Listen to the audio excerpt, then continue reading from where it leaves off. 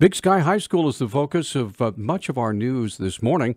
Big Sky High School Principal Natalie Jager sent out a message to parents Wednesday evening that discussed a Snapchat message and a graffiti message that were concerning. Yesterday, a text message was sent to parents just before noon saying additional graffiti has been found in a girls' bathroom within the F building at the school. We've initiated a perimeter lock-in, and additional law enforcement are completing a sweep of the building to look for any threats within the building. And then as of 1 o'clock yesterday, about half of the Big Sky High School students were still attending classes, and that the perimeter lock-in would continue until the end of the school day.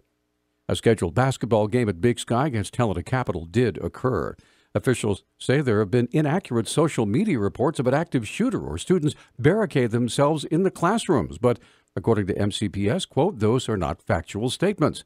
Some students left the school in what has been described as, quote, a calm and orderly process, end quote, after calls from parents wishing to sign their children and excuse them from classes. After a day of frantic social media confusion over what may or may not have happened at Big Sky High School, MCPS Superintendent Mark Thane met with reporters to provide an accurate picture of what happened and to discuss overall school safety. Sometimes we find that those statements on social media are highly inaccurate. And a couple relevant examples. There were no active shooters in any of our buildings today. And we did not have any situations where students were barricading in classrooms with furniture against the door, as has been reported on social media. Thane said such actions by students can have lifetime consequences. I really implore students in particular who may feel for some reason compelled to create rumors or to issue threats to contemplate the long-term consequences of their actions. And in the wake of a tragedy like was experienced in Florida, I think it's critical for students to understand the negative impact that has on their fellow students as well as the families and the community. At Big Sky High School today, there will be an increased police presence due to the incidents that have occurred over the past week. The entire press conference, including the Q&A from reporters, is included in the YouTube video attached to the story on our website at newstalkkgvo.com. And this from our news partners at NBC Montana. A Big Sky student now has a protective order to keep another Big Sky student away from him. Quote, it keeps the kid 1,500 feet from Big Sky High School, 1,500 feet from the family and the veteran's son, and it keeps him from possessing firearms, end quote, said Ed Lasovsky, the executive director of the Rural Institute for Veterans Education and Research and a crisis counselor. A student who was threatened and slapped went to school officials who deemed the other student a low risk when assessing him. Quote, his parent will not put him in school until there's some sort of a plan. He's been trying to get the school district to put a plan in place, quote, unquote, said Lasovsky.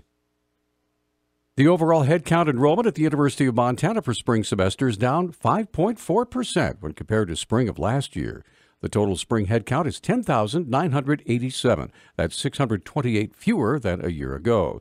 UM Vice President for Enrollment and Student Affairs, Dr. Tom Crady, said the decline was anticipated and planned for in the budget. Luckily, we dropped by about 300 last spring. And, if indeed, right now it's saying 5.4% drop, which is a little bit more for students who have currently paid. If all the students pay that we hope to pay, then it would be around the same range. Crady said from his experience, the University of Montana offers the best value in higher education. Tuition and fees this year for in-state students are $7,063. And, there's room and board, which is $91.78, so about $16,241. If you're out of state, it's $24,900 and then about $9,100, so it's about $34,000. The full census data is available on our website. Click on the link there at newstalkkgvo.com. 2 individuals were arrested in Missoula Wednesday after employees at a local shopping center noticed them trying to take food without paying. According to police spokesman Travis Welsh, officers arrived and found there was more to that story. Officers were called to a local retail store in the 3500 block of Mullen Road for what was reported as 2 adults in custody for shoplifting. The officer arrived. He identified the 2 as 32-year-old Marshall Rowe and 32-year-old Marita Devereaux. They then learned that the male was reported to be a suspect in a vehicle theft in Lewis and Clark County. The suspect was linked to a reported stolen truck, and the truck was quickly discovered. As they investigated further, they found the vehicle in the parking lot. and they also were able to view surveillance video showing the two arrive in that vehicle. The original call was for shoplifting, so they're being held for misdemeanor theft, as well as felony theft for the possession of the stolen truck. Only Rowe is facing a felony theft charge on top of the theft charge, though both Rowe and Devereaux received an extra charge for failing to appear in court for a past offense. For the second time this winter, someone broke into a holding pen for Yellowstone National Park bison, allowing the escape of 73 more animals captured to prevent the spread of a wildlife disease. Park officials said the Stevens Creek pen was opened Wednesday night or early Thursday morning. Most of the 73 wild bison that escaped stayed nearby and eventually returned to the pen. 52 bison escaped in a similar incident last month. Bison captured as they leave the park during winter migrations are slaughtered or held in quarantine for possible relocation later. Park Superintendent Dan Wenk said whoever broke into the pen was threatening the success of the quarantine program and ensuring more bison will be sent to slaughter. Community Medical Center has shared a plea for help from the Poverello Center as the extended cold snap has created an urgent need for supplies, food, and cash.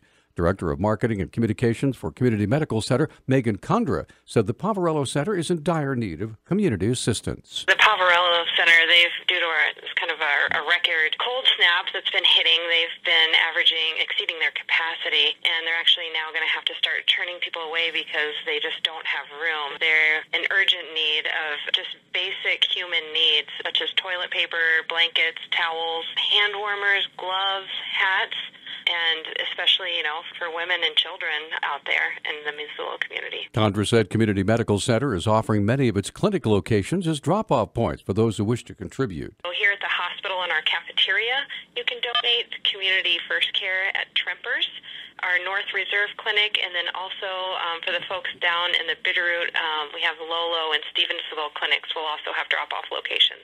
The Poverello Center is located at 1110 West Broadway. You can call them at 728-1809 to get more details about dropping off supplies.